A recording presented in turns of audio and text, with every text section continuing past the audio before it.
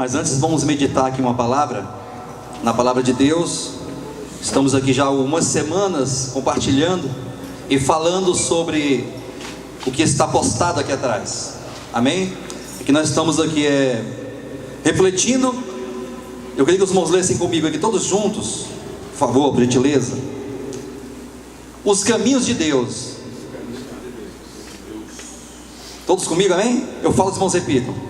Os caminhos de Deus, o Deus soberano, o decreto, o novo homem e a obra. Esses subtópicos, que tem tudo a ver com o tópico principal, os caminhos de Deus, são temas extremamente relevantes para a nossa fé cristã, para todos aqueles que desejam uma vida cristã saudável e vencedora. Quando se fala de vida cristã saudável e vencedora, nós não podemos confundir com o cristianismo atual, com o momento e a realidade com que vive os cristãos, os evangélicos chamados. Porque na verdade há uma inversão de valores, segundo as escrituras, no que diz respeito à prática cristã. Porque ultimamente nós temos vivido a experiência, e em vários lugares, eu sei que tem pessoas aqui que vieram de vários lugares, de outras denominações, de outros ministérios, e que passaram pela experiência que eu vou falar aqui agora. Então nós vemos no momento de um grande pragmatismo religioso, no qual as pessoas servem a Deus com a intenção de melhorar de vida, ou o sinônimo de ser cristão diz respeito a ser próspero, a alcançar alguma bênção, a alcançar alguma cura, a alcançar algum benefício material, humano aqui de baixo. E segundo as escrituras, segundo o próprio Cristo e também os apóstolos de Jesus Cristo, que nos legaram o evangelho, a verdade, a doutrina, a sã doutrina, eles batem firme com a mesma tônica, com a mesma palavra, com a mesma ministração, o mesmo pensamento, de que vida cristã diz respeito a estar firmado e fundamentado na vontade de Deus. Aí você fala, pastor, mas a vontade de Deus pode ser me abençoar, a vontade de Deus pode ser me prosperar, a vontade de Deus pode me fazer ser uma pessoa mais bem sucedida do que eu sou no momento. E eu quero dizer para os irmãos que essa não é a vontade de Deus principal, não. Deus abençoa, sim ou não, pessoal? Quem acha que Deus abençoa a gente? Você acha que Deus abençoa? Diga amém, porque eu acho que Deus abençoa. Você acha que Deus pode dar um emprego para alguém? Sim ou não? Pode abrir as portas? Sim ou não? Deus pode melhorar de uma porta para uma outra porta melhor, maior? Sim ou não? Deus pode curar uma enfermidade de alguém? Deus pode resolver um problema psicológico, familiar, conjugal? Sim ou não? Com certeza sim. Mas eu quero dizer para os irmãos, nós estamos aqui refletindo nisso, que o pensamento de Deus, o sentimento de Deus e a vontade de Deus não se fulcra principalmente nesses temas materiais. A vontade de Deus e a obra de Deus não se baseia em coisas materiais daqui de baixo, desse reino. Porque se for assim, então vamos começar a buscar dinheiro, vamos começar a fazer campanhas como muitos fazem de prosperidade. Mas como nós sabemos que o Evangelho ele tem uma tônica diferente, e a tônica do Evangelho é uma tônica espiritual, um Evangelho espiritual, é um Evangelho do alto, de cima, é um Evangelho que trata de coisas eternas. Portanto estamos aqui refletindo nesses tópicos. O Deus soberano, o Deus criador dos céus e da terra, o único e verdadeiro Deus, o Altíssimo, o Senhor do universo, o nosso Deus, é um Deus soberano que tem uma vontade. E ali eu sempre gosto de citar, de trazer à memória a oração do Pai Nosso, que o próprio Jesus ensinou aos seus discípulos ali, naquela ocasião, quando os discípulos falavam, Senhor, ensina-nos a orar. Aí o Senhor lhe passou a ensinar os discípulos a orarem, no sentido de falar de coisas do alto. Ele também fala na oração do Pai Nosso de coisas da terra. A segunda parte, quando fala do pão nosso de cada dia, dá-nos hoje, perdoai as nossas ofensas, livrai-nos do mal, amém, coisa de baixo. Mas vejam que está em segundo plano. Até o próprio Jesus, ali no capítulo 6 de Mateus, diz que devemos estar focados e firmados e buscando em primeiro lugar o reino de Deus e a sua justiça. e as demais coisas nos serão ou nos seriam acrescentadas. Mas pastor, então o que é a oração do Pai Nosso? A oração do Pai Nosso começa agora a evocar o coração de Deus. Quando Jesus ensinou os seus discípulos a orarem, a oração do Pai Nosso, ele estava ensinando uma oração simples, mas eficaz. É uma oração que declara a vontade do coração do Pai. Quando diz assim: Pai Nosso que estás nos céus, ó, está se dirigindo ao Pai. Santificado, Pai, seja o teu nome. Aí agora ele declara: venha a nós o teu reino. Diga comigo assim: Pai, Pai. Todos juntos: Pai, Pai. Venha a nós o teu reino. Venha a nós o teu reino. Já parou para pensar nessa proposição, nessa assertiva? Venha, Pai, a nós o teu reino, Pai. Que o teu reino venha. Aí vem agora a frase principal, né? Seja feita a tua vontade, assim na terra como no céu. Então verifique como que essa oração é uma oração tão simples, mas tão profunda ao mesmo tempo, que fala das coisas eternas do coração do Pai. Pai, que o teu nome seja santificado. Pai, que o teu reino venha a nós, e o reino vir a nós, diz respeito da vontade, a tua vontade seja feita aqui na terra como ela é feita nos céus. Então veja que a oração do Pai Nosso é uma oração que declara na mais alta, mais cristalina resolução de pensamento e de sentimento o coração de Deus. Então veja como que quando Jesus ensinou a oração do Pai Nosso, ele ensina os discípulos a orarem uma oração que toca o coração de Deus. E eu quero falar para os irmãos que quando se fala venha a nós o teu reino, eu sei que essa oração ela tem uma tônica escatológica, né? Que é na segunda vinda de Cristo. Aqui o irmão Isaac estava falando aqui agora há pouco sobre o aguardar a vinda de Cristo, anseiar pelo advento, né? Por essa manifestação maravilhosa do nosso Senhor. E de fato a oração do Pai Nosso fala em primeira mão desta vinda, desse reino vindouro, futuro, que vai acontecer quando Jesus se manifestar na sua segunda vinda. No entanto, precisamos perceber que as coisas do alto, as coisas celestiais, a própria vontade de Deus, que é o reino, deve acontecer na nossa vida hoje. Vir o reino é vir Deus. Quando fala assim: Senhor, Pai, que o teu reino venha, olha o que você está falando para o Pai. Olha o que você está dizendo para o Pai: Pai, venha o teu reino na minha vida. Já pensaram na gravidade da coisa que nós estamos pedindo para Deus? Pastor, não havia pensado nisso ainda? Pois então pense, vamos refletir. Porque vir o reino é vir Deus. Vir o reino é vir a pessoa de Deus, que é amor sobre as nossas vidas. Vir o reino é vir o perdão do reino, a misericórdia do reino, a graça do reino, a luz do reino, o amor do reino, a bondade do reino. Vir o reino é vir Deus. Então nós estamos pensando nisso, e essas coisas elas são melhores, são maiores, são pertencentes à salvação de Deus. Quando se fala de salvação, nós falamos de uma salvação orgânica que acontece na alma e no coração de Deus. Por que eu estou falando aqui de salvação? De experimentar a boa, agradável e perfeita vontade de Deus, como disse o próprio apóstolo Paulo. Porque nós estamos falando da obra. A obra de Deus está sendo realizada hoje no meio do seu povo. Não somente hoje, mas em toda a era cristã.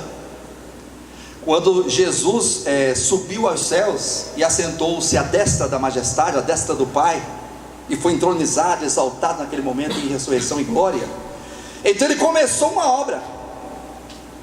Ele começou um serviço espiritual. E aqui eu chamo a atenção de vocês.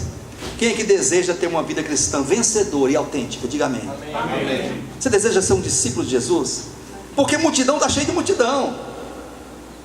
Se nós formos ler o Evangelho, sobretudo o Evangelho de João, ali capítulo 6, nós veremos ali claramente que as multidões estavam presentes, sempre presentes, como hoje podemos ver claramente as multidões presentes. É possível que nesse exato momento haja vários locais de reunião como este, muito maior do que este, locais que cabem 2, 3, 5 mil, 10 mil pessoas, tudo lotados, todos lotados, estádios lotados, catedrais, templos, grandes concentrações, passeatas, concentração na praia com 500 mil, 1 milhão de pessoas presentes. Então observe que as multidões estão presentes, mas na época de Jesus, ele estava no meio das multidões, ele falava às multidões, no entanto ele tinha comunhão particular com os seus discípulos. E quando ele falava às multidões por parábolas, as multidões não entendiam bem o que estava acontecendo, porque ele falava de coisas celestiais, coisas do alto, não falava de coisas materiais. Ainda que ele se utilizava das coisas, da vida comum, que é o passarinho, o semeador saiu a semear, uma semente caiu na beira do caminho, veio o passarinho e levou, outra semente caiu em solo rochoso, então não tinha terra mole, a raiz não penetrou no solo, então morreu, os espinhos sufocaram, mas uma boa semente caiu em terra boa, em terra fértil e frutificou, ele fala das 10 virgens, o reino dos céus é semelhante a 10 virgens que, tomando as suas lâmpadas, saíram a encontrar-se com o noivo. Então veja que Jesus se utilizava de coisas da vida para mostrar e apresentar coisas do alto, e essa revelação do significado das parábolas ele fazia aos seus discípulos. Então Jesus estava sempre repreendendo as multidões e também exortando os discípulos a não irem na mesma pisada das multidões. Porque multidão é assim, a multidão ela quer o benefício, a multidão ela quer a vantagem, a bênção, a graça, a cura, o pão, o emprego. Certa feita Jesus estava em uma ocasião e ele multiplicou pães e peixes, ali 5 peixes e alguns pães, 5 pães e 2 peixes, a parábola diz assim, e diz que alimentou uma grande multidão. E ao cabo desta refeição sobraram 12 cestos cheios de pães e peixes. Então foi um grande milagre ali, aquele milagre da multiplicação dos pães e dos peixes. Aí Jesus atravessou o lago do outro lado. Quando foi de manhã cedinho, acredita que a multidão estava lá para tomar o café da manhã? Estava lá todo mundo, quer tomar o café da manhã que nós tomamos aqui hoje. Aí está lá o mesmo povão, Jesus, bom dia Jesus, vieste para cá e não falaste nada conosco. Que coisa boa, bom dia, muito bom dia para o Senhor Jesus, viu? O Senhor está bem? Estou bem. Aí Jesus fala assim, vós me procurais pelo pão que perece. Eu sei que estão querendo tomar café da manhã, por causa dos pães de ontem e dos peixes. Hoje vocês me procuram pelo pão que perece, mas não querem ouvir a mim, para obter vida. Aí ele declara e exorta a multidão nos seguintes termos: trabalhai pelo pão celestial que não perece. Não fiquem preocupados pelo pão que perece, porque esse pão e o Pai Celestial sabe que vocês precisam. Então, trabalhai e se esforcem pelo pão celestial, pelo alimento divino eterno, que mata verdadeiramente a nossa fome, e aquela água eterna que mata verdadeiramente a nossa sede. E então, refletindo nessas coisas, nós vemos hoje que grandes multidões se concentram para essa busca de coisas materiais, para a busca do benefício. Hoje a história se repete. Na verdade a história não se repete, a história continua. O status, a condição, a situação, ela continua até os tempos de hoje. As pessoas servem a Deus baseado em receber algo de Deus. As pessoas estão chorando, estão orando, estão fazendo campanhas, estão dando dízimos, ofertas alçadas, ofertas especiais, estão ali nas suas campanhas. E eu não tenho nada contra o jejum, nem contra a oração, nem contra as vigílias. Muito pelo contrário, sou a favor daquele que faz de maneira certa. Agora, a minha preocupação é porque as pessoas fazem isso aí visando um benefício material. Então aqui há uma inversão de valores. E todo aquele que deseja ser o verdadeiro discípulo de Jesus e ter uma vida cristã autêntica e vencedora, precisam entender este quadro. Saber que o Deus soberano, Deus que é o Criador dos céus e da terra, Ele decretou a sua vontade. Vontade essa que está firmada e fundamentada no novo homem, que é Cristo e a igreja. Quem entendeu, diga amém. Amém.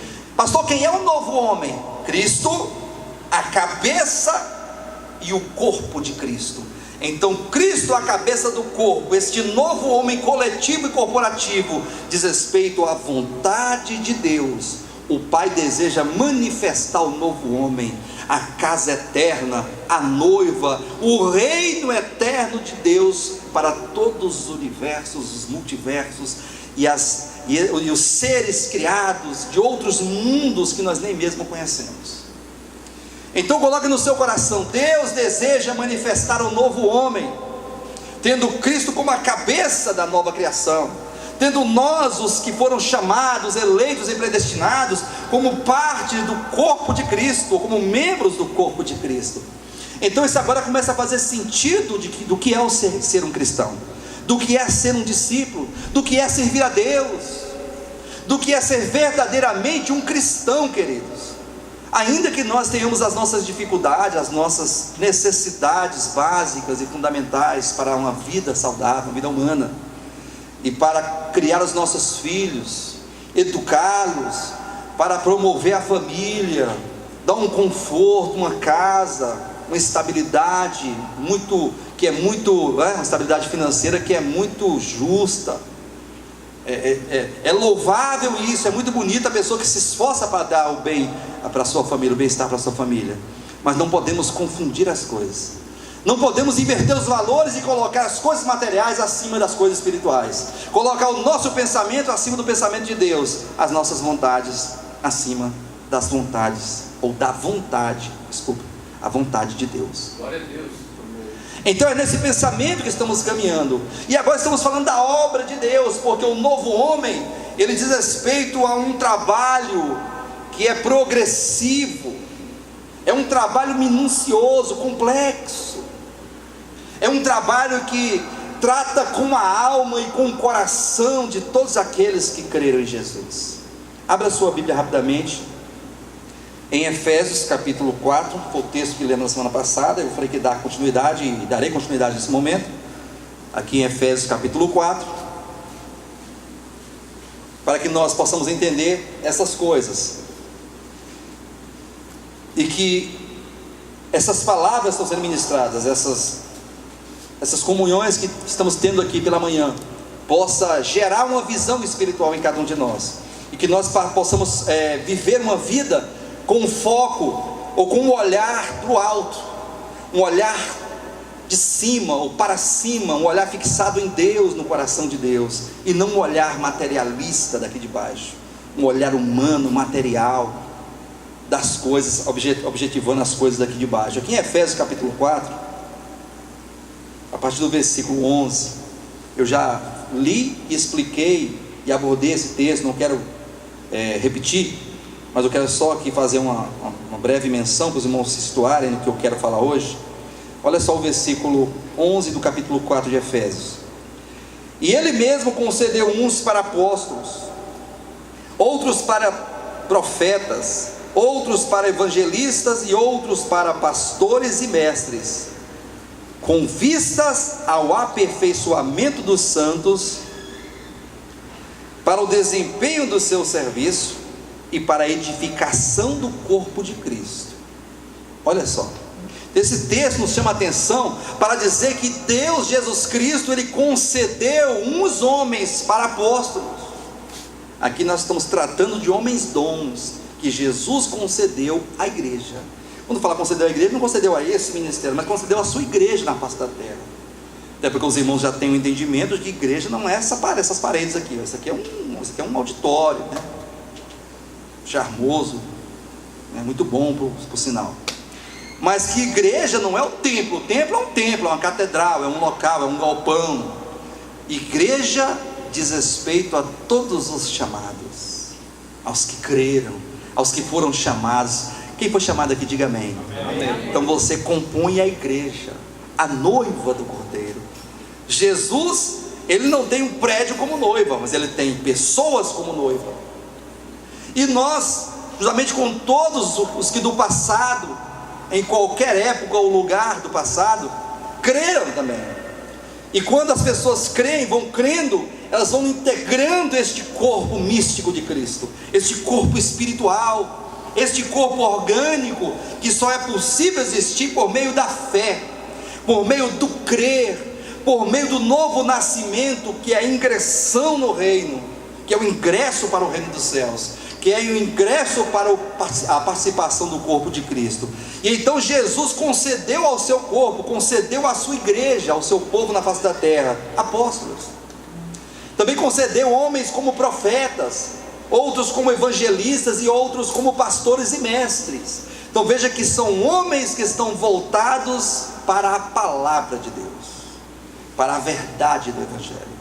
São homens que estão totalmente comprometidos com o Evangelho, com a doutrina, a sã doutrina, porque todos esses trabalham, cada um fazendo a sua parte, cada um exercendo a sua função, exercendo a sua responsabilidade nesse trabalho espiritual de edificação, porque que disse, para a edificação do corpo de Cristo. Aí o versículo 13 diz, até que todos cheguemos à unidade da fé. Olha como que é uma obra de edificação.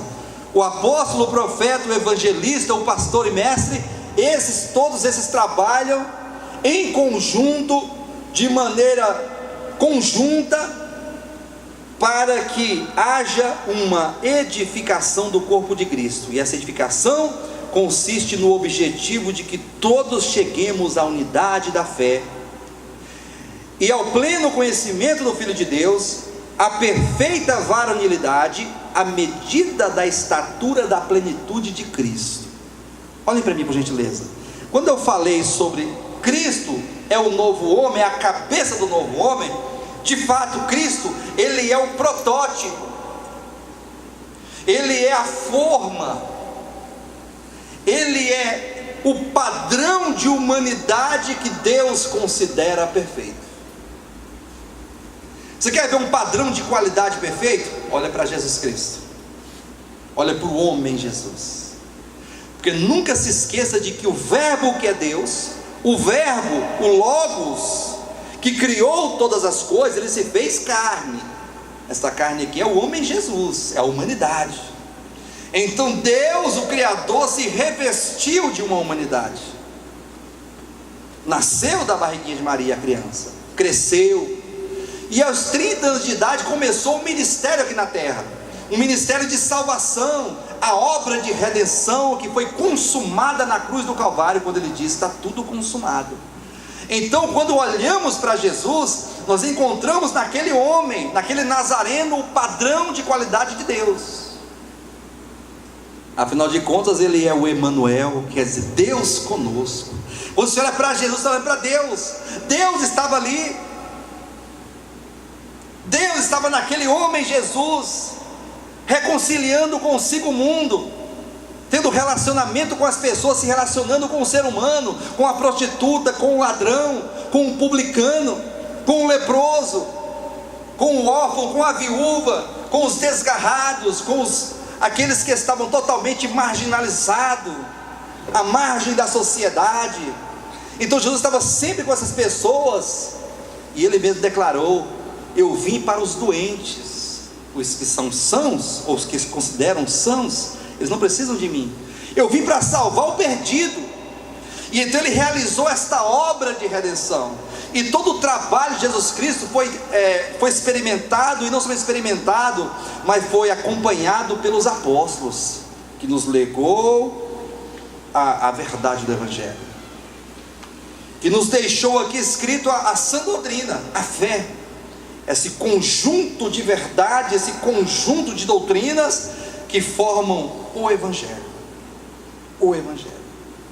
E eu quero dizer para os irmãos que os profetas se utilizaram da doutrina dos apóstolos, os evangelistas, pastores e mestres se utilizam da doutrina dos apóstolos para administrar a igreja, para que todos cheguemos a este nível de humanidade.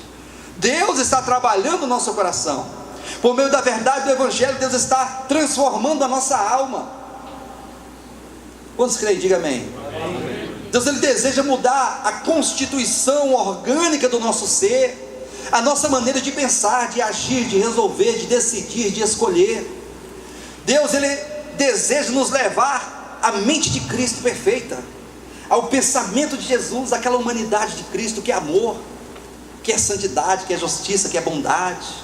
Jesus era puro bondade, Jesus era puro amor, retidão, justiça, puro santidade. Mas não é uma santidade puritana, que olha para as coisas materiais e fica considerando coisas materiais, e fica olhando para o copo com água, que fica olhando para o tamanho do cabelo, para a cor da roupa, para a cor da unha, para o tamanho do brinco, para a comida, para a bebida, e considerando essas coisas e perdendo tempo com essas coisas. Jesus tinha uma santidade que é o próprio Deus, fluindo daquele homem, a santidade que é o próprio Deus. Não busque santidade em alguma coisa, não busque santidade em algum lugar, não peça para Deus santidade, porque a santidade não é uma coisa, santidade não é uma comida, não é uma abstinência, santidade é o próprio Deus. Deus é santo. Então, se você quer ser santo, quer ter santidade, você tem que ter Deus. Não é verdade? O Espírito Santo é o Espírito de santidade.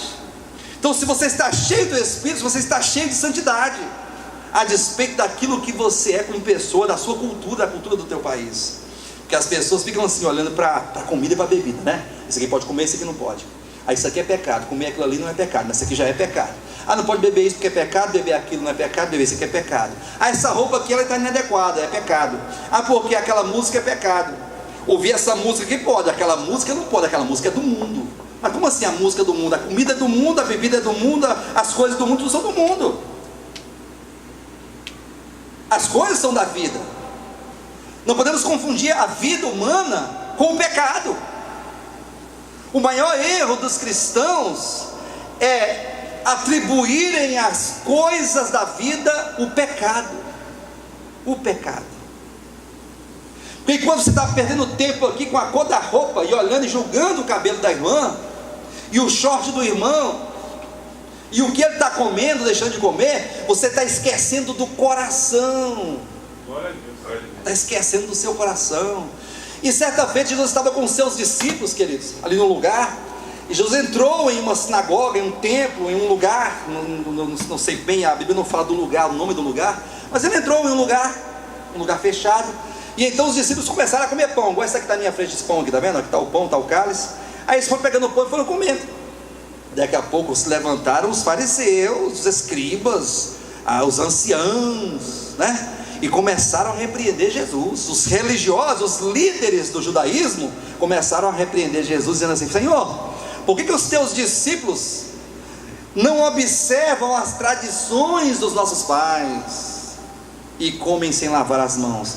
Porque há uma tradição, Jesus, dos nossos pais, dos antepassados, que ao comer tem que borrifar água nas mãos, borrifar água, assim, agora pode comer. Olha o que eles estavam pensando. Olha o pensamento religioso, materialista debaixo daqueles fariseus. Eles estavam preocupados com as mãos dos discípulos. Aí Jesus chama a atenção dizendo assim: vocês, seus hipócritas, vocês não sabem que o comer sem lavar as mãos não faz mal ao homem? Porque o pão está fora do homem. Quando se come o pão desce para o estômago, do estômago vai para o vaso, do vaso vai para o esgoto, vai embora, acabou, entrou e saiu, ó. O que entra na boca do homem não contamina o homem, mas o que contamina o homem é o que sai do coração. Aleluia. Porque o que sai do coração, isso procede do homem, está no ser caído e adâmico do homem, do velho homem. Aí ele passa a elencar aqui várias coisas que não são coisas materiais, mas são coisas orgânicas da alma. Aí ele fala: o que faz mal para o homem é o que sai do coração, é a inveja. Tem crente invejoso? Tem ou não tem? Se não tiver, me fala aí que eu quero cumprimentá-lo. O que sai do coração do homem é a maldade, é o falso testemunho, é a fofoca, é o dolo, é a inveja, é o falso testemunho, é a divisão, é a contenda, é a inimizade, são as porfias, a sensualidade, a impureza. Todas essas coisas saem do coração do homem, e isso contamina o homem. Então Jesus está tratando com o problema do pecado. O pecado diz respeito a uma consciência, a um coração distante de Deus. Nunca fica olhando para as coisas e querendo ver pecado das coisas. Para com isso, começa a olhar para o teu coração. Como é que você está vivendo com as pessoas? Porque o texto está dizendo isso, ó. Olha para o texto aqui rapidamente. Versículo 14 diz: para que não sejamos mais como meninos. Olha só. Ele concedeu uns como apóstolos, os profetas, evangelistas, pastores e mestres, com vistas ao aperfeiçoamento dos santos, com vistas à edificação do corpo de Cristo, até que todos cheguemos à unidade da fé, ao pleno conhecimento do Filho de Deus, à perfeita varonilidade, à medida da estatura de Cristo. Aí ele fala no versículo 14: para que não sejamos mais como meninos. Eu vejo que o pensamento do apóstolo é um pensamento que nos faz entender que é uma questão de maturidade, de consciência. Quem já viu a maturidade de uma criança? Quem já parou para observar a maturidade de uma criança? Fica observando o menino. Temos uma criança aqui, não temos? Como é o nome dela? Lara. Lara? A Lara, a irmã Lara. Gente, vou falar para vocês, eu tenho filhos. Vocês também têm, a maioria tem filhos. A criança não tem juízo, gente. Criança é uma maravilha, é uma bênção de Deus. Aqui a Lara abençoada de Jesus, ela. Amém? Amém. A Lara é de Jesus. É uma bênção que Deus entregou na mão do casal, da Carol e do Vinícius, né? Esse casal, Carol e Vinícius. Deus entregou para vocês educarem e cuidarem para ele, porque os nossos filhos são herança do... então a herança é dele, não é nossa não? Eu pensei que os nossos filhos fossem nossa herança. Diz a Bíblia que os nossos filhos são herança do Senhor. Ele vai querer de volta, ele vai querer receber. E aí, o que você fez com seus filhos? Mas, a despeito de toda a bênção que a criança não tem juízo, gente. Criança não tem juízo. Solta a criança, ela vai pegar um prego e enfiar na tomada. Aí você toma o prego e ela chora porque tomou o prego dela. Me dá o prego, papai, mamãe, me dá o prego que ele enfiar na tomada. Com todo respeito às crianças, criança é igual cachorro. Eu tenho uma cachorrinha lá em casa que é uma bênção, uma maravilha, cachorrinha bonita, a Belinha. Mas não tem um pingo de juízo, gente, a Belinha. Fica mordendo o pé da gente, morde com força. Se fosse morder muito bem devagarzinho, seria bom, mas é muito forte, machuca o pé da gente, que fala com ela, aí que ela aumenta. Para, Belinha, ela continua aumentando a força, e intensifica a força da mordida. Não tem juízo nenhum. E aqui ele está falando aqui que aqueles que não observam a intenção de Deus e a obra de Deus que acontece por meio da palavra apostólica, profética, evangelística e pastoral, quando as pessoas não atentam para a edificação do corpo de Cristo que está acontecendo, são como meninos agitados de um lado para o outro. Olha só para essa Bíblia. Olha só. Para que não sejamos mais como meninos agitados de um lado para o outro, sendo levado ao derredor por todo vento de doutrina, pela artimanha dos homens, pela astúcia com que induzem ao erro. Então veja como que tem uma problemática aqui, tem uma problemática aqui. Deus ele entregou os homens dons à igreja, com vistas ao aperfeiçoamento dos santos, que somos nós, dos crentes, dos cristãos, para que todos nós cheguemos a um patamar de humanidade, uma humanidade elevada, a humanidade de Jesus Cristo. E eu sempre gosto de dizer, né? Aí vão olhar para Jesus quando tudo estiver consumado, quando a obra estiver consumada, vão olhar para Jesus e para o Vinícius, não vão ver diferença nenhuma. Amém. Humanamente falando. Olha para Jesus, aí olha para o Vinícius, confunde, porque é a mesma coisa em termos de humanidade, de coração, de mente, de alma. Glória a Deus. Não estou falando da deidade, não seremos deuses como Deus é, não, só Ele é Deus, amém? Mas eu me refiro à humanidade de Cristo, porque o novo homem é um novo homem, e o novo homem está em oposição ao velho homem, assim como está em oposição o quente para o frio, assim como está em oposição, né? Fala uma coisa, está em oposição à outra, o mal e o bem, a luz e as trevas. Então o novo homem está em oposição ao velho homem. Então você quer entender quem é o novo homem? Então você tem que identificar o que é o velho homem. Aí semana passada eu brinquei com os irmãos e falei assim: quem quer ver um velho homem? Olha para o seu lado. Olha para o lado aí. Isaac nem quer olhar para o lado, é só assim. Eu estou vendo vários velhos homens na minha frente, e vocês estão vendo um velho homem na frente de vocês. Sabe por que nós somos velhos homens? Ou nós fazemos parte do velho homem? O velho homem é o velho Adão, que ouviu a voz da serpente, que creu na voz da serpente, que desprezou o falar de Deus, e então tomou posse daquela palavra da serpente, crendo, tomou posse e se afastou de Deus. Então o que é o pecado? O pecado é o se afastar de Deus. É porque a palavra pecado na Bíblia, se você for recorrer ao grego, ao original que foi escrito no Novo Testamento, essa palavra pecado quer dizer hamartia, que quer dizer, que significa errar o alvo. Errar o alvo. Ah, pecado é errar o alvo? Sim, porque o alvo do homem é Deus. Diga, o meu alvo é Deus. O meu alvo é Deus. O seu alvo é Deus? Você tem certeza que o seu alvo é Deus? Porque as pessoas não querem Deus. As pessoas querem o favor de Deus, querem as bênçãos de Deus, querem a cura de Deus. Assim como aquelas multidões no passado seguiam Jesus pelo pão que perece. Não queriam ser participantes da vida de Cristo, da morte de Cristo, da ressurreição de Cristo. Não queriam ser discípulos de Cristo. Elas queriam benefício, a cura, um espetáculo à parte. Quando eu falo espetáculo à parte, é uma cura. De repente tinha um moribundo ali, ó. Aí tinha ali o paralítico do tanque de Betesda, mais de 30 anos ali caído, prostrado naquele mesmo lugar, miserável, desgraçado, sem família, totalmente marginalizado. Aí de repente Jesus vem e fala assim: quer ser curado? Aí ele fala: já querer até que eu quero, Jesus, mas ninguém me ajuda.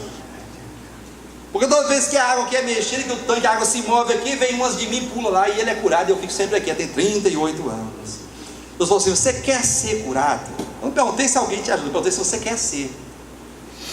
E essa série de mensagens sugere isso, essa pergunta: você quer ser curado? Quem quer ser curado? Amém. Ou você está pensando como cego: ah, porque ninguém me ajuda, é porque ninguém ora por mim, porque o pastor não me visita, é porque minha família é cada um por si, é porque eu estou desempregado, é porque eu estou passando por... Você não sabe, pastor, o problema que eu estou passando. Você não sabe da minha vida, da minha realidade. Eu falei: eu não sei da sua vida, mas eu sei que todos passam por problemas. Todos têm uma história para contar. Talvez o seu problema não seja dinheiro. Bem sucedido, bem empregado, servidor público, dia está na conta todo mês, todo quinto dia útil, mora num lugar bom, tem um carro bom. Talvez seu problema não seja dinheiro, mas é um problema de alma. Mas pode ser um problema de depressão, que o dinheiro não resolve, que os melhores médicos não resolvem, que os melhores hospitais não dão conta. Está cheio de dinheiro, é bem sucedido, bem quisto, muitos amigos, frequenta os melhores lugares, mas não tem paz, não tem alegria. Está trancado dentro de um quarto igual um bicho. Talvez o outro também não tenha dinheiro, mas é um problema já de sentimental, ama e não é amado. Já viu aquela coisa? Quem conhece alguém que ama e não é amado, não é correspondido, mas sofre igual cachorro. Aquele que ama e não é correspondido, meu irmão, sofre igual cachorro, olhando a pessoa assim, ó, querendo a pessoa, e a pessoa só desprezando, igual um cachorro, um cão sarnento. E a pessoa sente a pior das piores, sente um lixo, e mesmo assim está ali aos pés daquele. Sofrimento. Outros não tem nenhum desses, mas também o filho é problemático. O filho não quer nada, o filho é torto, o filho quer saber só de falsas amizades, de más amizades, más influências, droga. Problema. E aí podemos enumerar aqui vários problemas. Então eu quero falar uma coisa para vocês aqui, ó. Todos têm problemas. Quem acredita, diga amém. Amém. Porque Jesus declarou: no mundo tereis aflições. Se alguém disse para você que o homem de Deus vai fazer uma oração por você e vai acabar com o teu problema, isso é mentira. Eu desafio, porque Jesus disse: no mundo tereis aflições, tem de bom ânimo. Então a solução para o problema é: seja longânimo, tenha um ânimo longo, tenha paciência, isso vai passar. Eu venci o mundo, disse Jesus. No mundo tereis aflições, mas tenha paciência, porque eu venci o mundo. Vocês também vão vencer, porque eu estou com vocês todos os dias, até a consumação dos séculos. Então a vida humana é cheia dessas coisas, e nós temos que superar todas elas na verdade do Evangelho, com a consciência de que nós chegaremos lá. Deus, Ele está realizando uma obra em nós, e a obra que Ele começou, Ele há de completá-la até o dia de Cristo. Diga graças a Deus. É uma obra da alma. Olha para o texto, quando o versículo 15 diz: mas seguindo a verdade, essa adversativa que introduz aqui a oração, mas está em oposição ao versículo 14. Qual é a problemática do versículo 14? Não são os homens que induzem ao erro, que pregam falsas doutrinas e produzem meninos espirituais, sim ou não? Sim ou não, pessoal? Então a problemática do versículo 14 é para que não sejamos mais como meninos, sendo levado para um lado para o outro, sendo conduzido por falsas doutrinas, por homens que induzem ao erro. Então aqui temos uma problemática. Aí ele fala: mas seguindo a verdade em amor, cresçamos em tudo. Então precisamos deixar de ser meninos e crescer na verdade do Evangelho. Cresçamos em tudo naquele que é a cabeça. Aí tem uma vírgula, tem um aposto explicativo: Cristo. Cresçamos em tudo naquele que é a cabeça, Cristo, de quem todo o corpo, bem ajustado e consolidado pelo auxílio de toda junta, segundo a justa cooperação de cada parte, efetua o seu próprio aumento para a edificação de si mesmo em amor. Aí o versículo 17 diz: isso portanto digo, e no Senhor testifico, que não mais andeis como andam os gentios, na vaidade das comidas e das bebidas que comem, por causa das vestimentas que vestem, por causa dos lugares que andam, por causa das roupas que vestem. Isso está escrito aí, irmãos? Quem está acompanhando aí, diga amém. Eu estou lendo certinho aqui? Estou errado? Aí não está falando de comida, bebida e de roupas, não? Vamos ver o versículo 18 de novo. Versículo 17: por isso digo, e no Senhor testifico, que não mais andeis como andam os gentios, na vaidade dos próprios pensamentos. Ele está falando aqui de um problema do homem, do ser do homem caído, do homem Adão, de uma prole caída, de um velho homem. Olha o que é o velho homem aqui, ó. O velho homem anda na vaidade dos seus próprios pensamentos. O homem tem vaidade, ele tem ilusão dos seus pensamentos, obscurecidos de entendimento. Não entende, não conhece a verdade, não conhece a Deus, não sabe quem Deus é, não sabem o que Deus quer, alheios à vida de Deus. Olha só o problema do homem: alheios à vida de Deus. Quando uma criança apronta, é porque essa criança, ela não tem maturidade para escolher o certo. Amém, queridos? A criança não tem culpa, por isso que tem que ter a educação dos pais. Educação, disciplina, ali, ó, orientação, direção, autoridade, para que a criança seja conduzida e educada de maneira social, de maneira mental, política, na verdade do Evangelho, para ser um cidadão de bem. Então a criança tem que ser orientada, conduzida, educada, formada.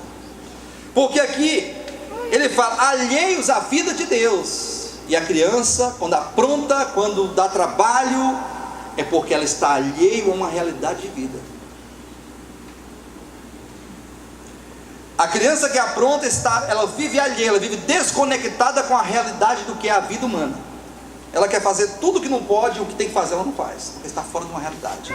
E aqui os meninos aqui espirituais, que são os crentes meninos, imaturos, que não cresceram, eles andam alheios à vida de Deus. Tem tanta gente sentada nos bancos das igrejas, alheios à vida de Deus. Ontem eu conversava com o irmão Rodrigo, estávamos indo visitar uma irmã que estava aniversariando.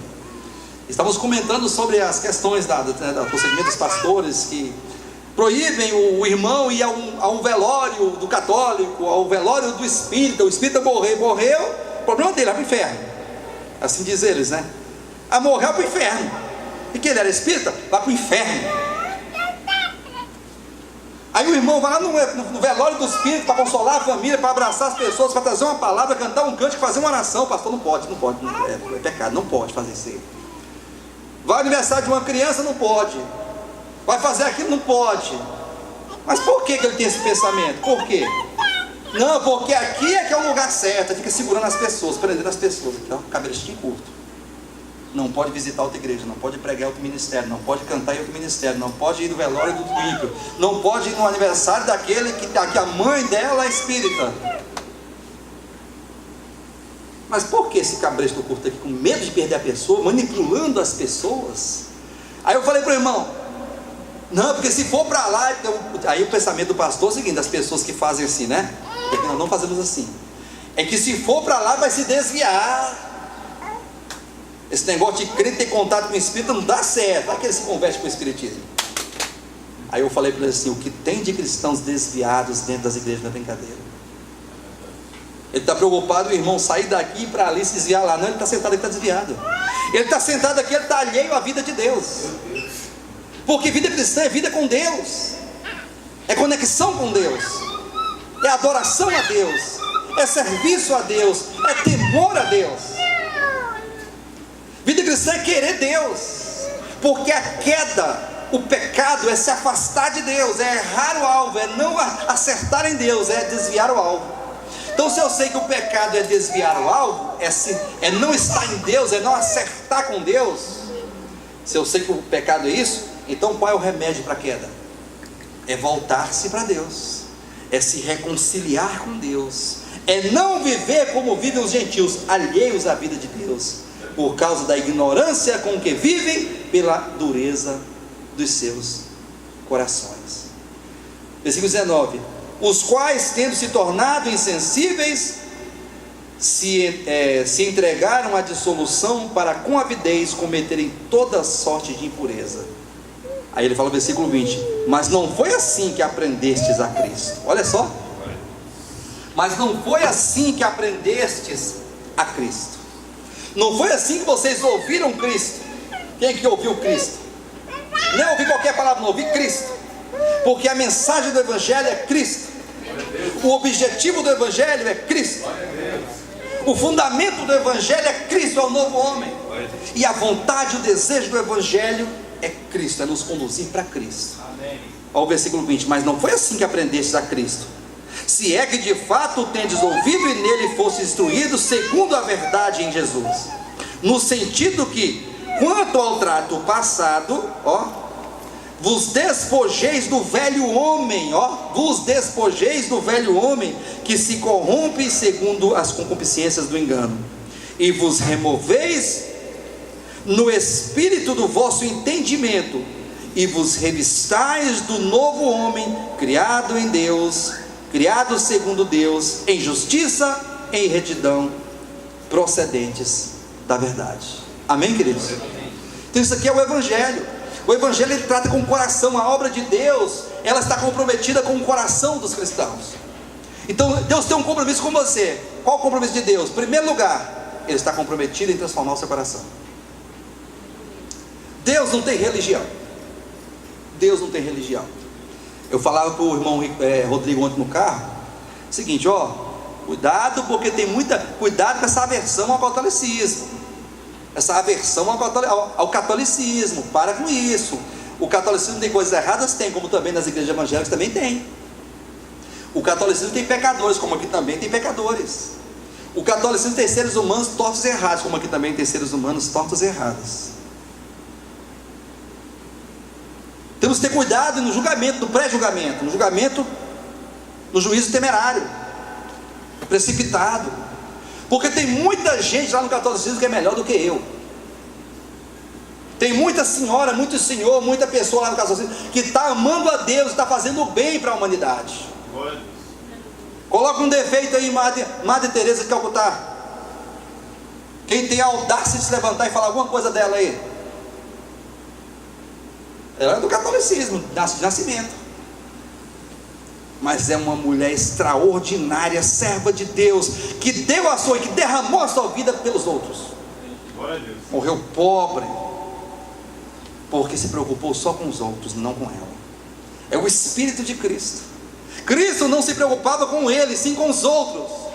Cristo deu a sua vida pelos pecadores, pelos ladrões, pelos homicidas, pelas prostitutas, pelos publicanos, pelos religiosos. Jesus derramou o seu sangue por mim e por você. E nesse momento agora vamos partir o pão. E esse partir o pão é fazer memória de Cristo, fazer memória dele, trazer à memória aquilo que nos dá esperança. A nossa esperança é a cruz, a nossa esperança é o Calvário, a nossa esperança é o sangue que foi vertido por nós, a nossa esperança é o Cristo de Deus, que está entronizado à direita do Pai, e que está intercedendo por nós, e realizando em nós a sua obra eterna. Amém, queridos?